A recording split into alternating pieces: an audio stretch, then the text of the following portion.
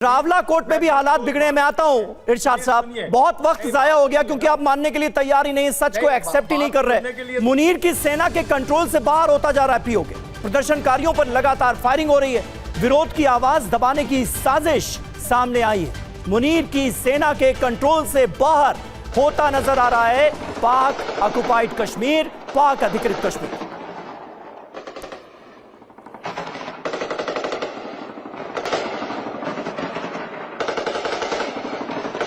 ये तस्वीरें आपको दिखा रहे हैं, मुनीर की आर्मी के जवान आपको लाल घेरे में नजर आ रहे हैं। पीओके का ये इलाका है। विरोध को किस तरह से दबाने की कोशिश की जा रही है, ये आप तस्वीरों में देख सकते हैं। प्रदर्शनकारियों पर खुलेआम फायरिंग करते नजर आ रहे हैं पाकिस्तानी जवान।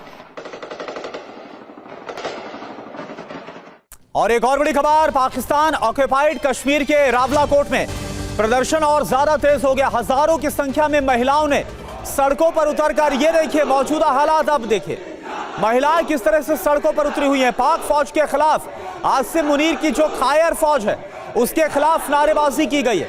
प्रदर्शन में बच्चे बुजुर्ग भी शामिल हुए हैं।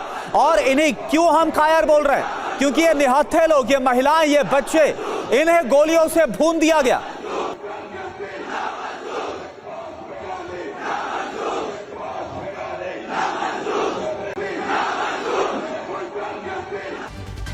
और 55 दिन से पीओके में प्रदर्शन जारी है। जैक का 38 मांगों के लिए प्रदर्शन चल रहा है। पीओके से 12 शरणार्थी सीटें हटाने की मांग की जा रही है। लगातार पीओके में दमन कर रही है पाकिस्तान की फौज।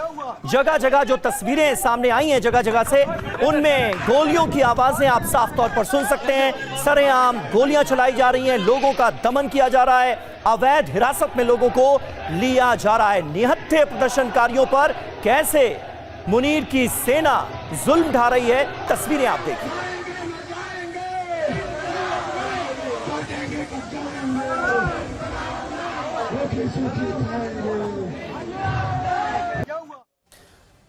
और पीओके की अगस्त क्रांति आप देखिए, आजादी पक्की है।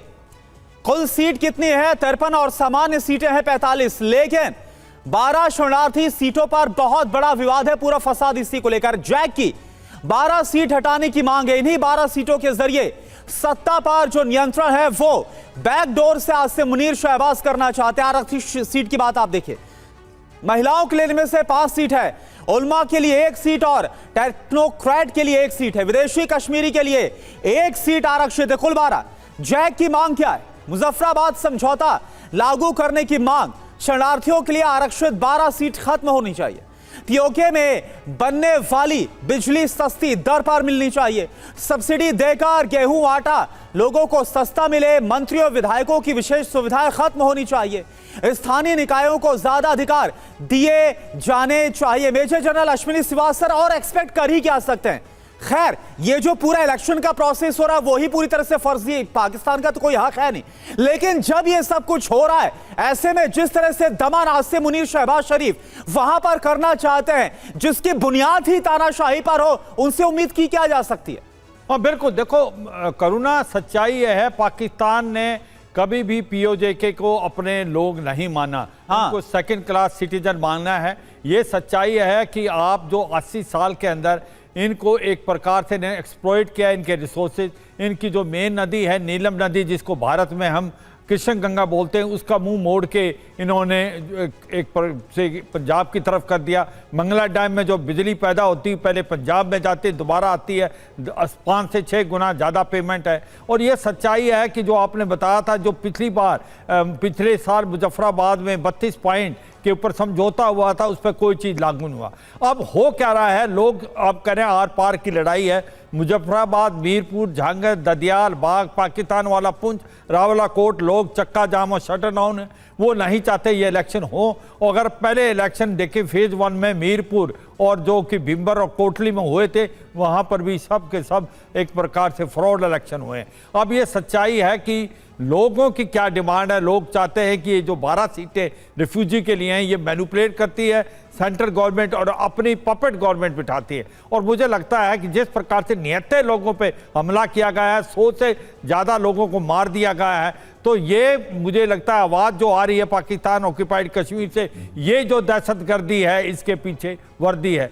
हमको क्या चाहिए? आज़ादी। लेके रहेंगे आज़ादी, वतन और कफन। हम आज़ादी के लिए अपनी जान तक कुर्बान कर सकते जी। हैं। और ये सच्चाई है कि आप ख्वाजा आसिफ की स्टेटमेंट देखो क्या करें। वो कह रहे हैं कि ये लोग जो है दुश्मन है भारत की तरह। और राणा सनाउल्लाह जैसे बताया गया था, वही ये कह रहे हैं कि हमने जो ये ट्रेन किए थे मुजाहिदीन, जो भारत के अंदर आतंकवादी भेजे थे, वही लोग हैं। आज सच्चाई सामने आ गई है कि अगर आप बोया बेड़ पबूल का तो आम कहां से हो? आम कहां से हो?